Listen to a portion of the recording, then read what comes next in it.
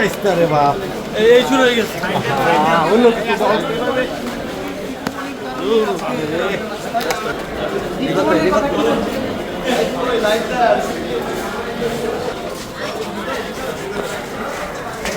একই পিটিশনের ভিতরে জেল কোডের বিধান অনুযায়ী ওনাকে ডিভিশন চাইলেন, আবার সেটার ভিতরে আবার জামিন চাইলেন। তাহলে আপনি চাইলেন কোনটা? কারণ আপনি তো জামিনের পিটিশন আলাদা দিবেন এবং হলো জেল কোডের বিধান অনুযায়ী যদি সেটা নামঞ্জুর হয় সেক্ষেত্রে হলো আপনি ডিভিশনের জন্য আপনি চাইতে পারেন। তো একই পিটিশনের ভিতরে প্রথমে ডিভিশন চেয়ে পরবর্তীতে আপনি জামিনের দরখাস্ত, এটা আসলে কোনোটাই হয়নি ওনাদের, এই হলো বিষয়। আজকে যাকে নিয়ে আসেন ওনার যে কনসার্ন লয়ার ছিলেন তিনি একটা পিটিশন দিয়েছেন। আসলে উনি একই পিটিশনের মধ্যে উনি প্রথমে চাইলেন হলো আসামিকে জেল কোডের বিধান অনুযায়ী ডিভিশন প্রদানের জন্য, আবার সেই পিটিশনের মধ্যে তিনি চাইলেন জামিন চাইলেন। তাহলে উনি আসলে কী চাইলেন?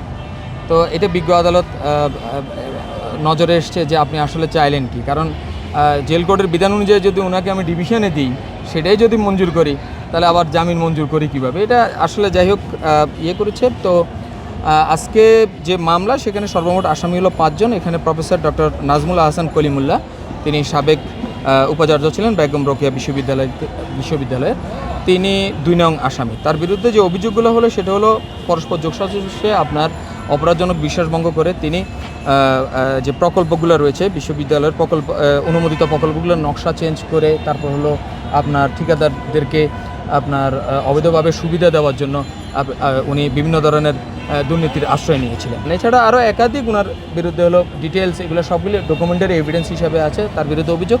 এছাড়া দুদকের আরও একটা অনুসন্ধান রয়েছে, আপনি দেখবেন উনি আসলে শ্যামলীতে বেগম রোকেয়া বিশ্ববিদ্যালয়ের একটা লিয়াজু অফিস ছিল, সেখানে এসে ওনার সিগনেচার এগুলো করেছেন। উনি আসলে বেগম রোকেয়া বিশ্ববিদ্যালয়ে উনি সেভাবে উপস্থিত থাকতেন না। ওনার যে দায়িত্ব, গুরু দায়িত্ব দেশ বা রাষ্ট্র তার জন্য অর্পণ করেছেন, তিনি সেটা সঠিকভাবে আপনার পালন করতেন না। আপনারা জানেন উনি টক শোতে খুব ফ্যামিলিয়ার একজন মানুষ।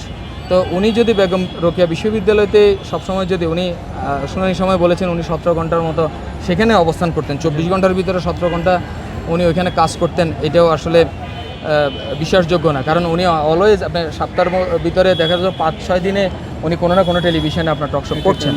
তো এই বিষয়ে ওনার বিরুদ্ধে আপনার অনুসন্ধান চলছে। আর আজকের মামলায় ওনাকে বিজ্ঞ আদালত সিডব্লিউ মূল্য জেল হাজতে প্রেরণ করেছে।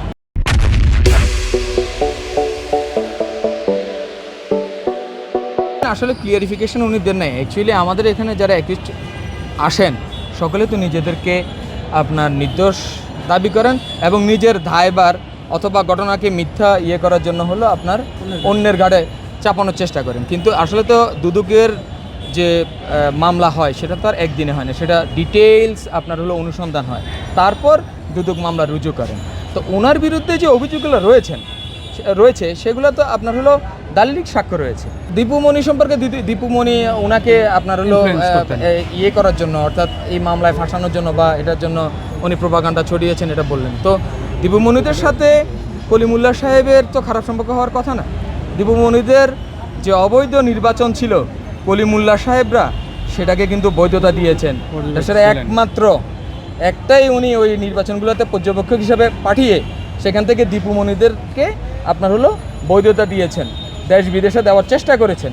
সুতরাং এই যে তিনি যেটা আসলে বলার চেষ্টা করছেন যে তারা ক্ষিপ্ত হয়ে বা করে প্রোপাগান্ডা ছড়াচ্ছে, সেটা আসলে দোপে টিকার বিষয় না, এটা আসলে সবাই বুঝে। বিজ্ঞ বিচারক বোঝাতে চেয়েছেন যে আমরা যদি কারো প্ররোচনায় পড়ে কারো পারপাস সার্ভ করতে গিয়ে যদি দেশের সম্পদকে লুণ্ঠন করি অথবা দেশের কোনো ক্ষতি করি, সেক্ষেত্রে কখনো যদি ন্যায় বিচারের সময় আসে, প্রতিষ্ঠিত হওয়ার সময় আসে, ন্যায় বিচার হয়, সেক্ষেত্রে যাদের কথা শুনে আমরা আসলে এই ধরনের অন্যায় অবিচারগুলো করে থাকি তারা আমাদের সাথে কিন্তু জেলখানায় যাবেন না, অথবা মামলার আসামি নাও হতে পারেন। তারা তো আসলে পদ্মার অন্তরালে থাকেন, অনেক সময় নাও আসতে পারেন বা তো সেই ক্ষেত্রে হয় কি, যিনি আপনি যার কথা শুনে পরিচিত হয়ে এই ধরনের অন্যায় করছেন, দেশের সাথে অন্যায় করছেন, দেশের মানুষের সাথে অন্যায় করছেন, দায়িত্ব অবহেলা করছেন, সেক্ষেত্রে দায়টা আপনাকেই নিতে হবে, আপনিই জেলে যাবেন।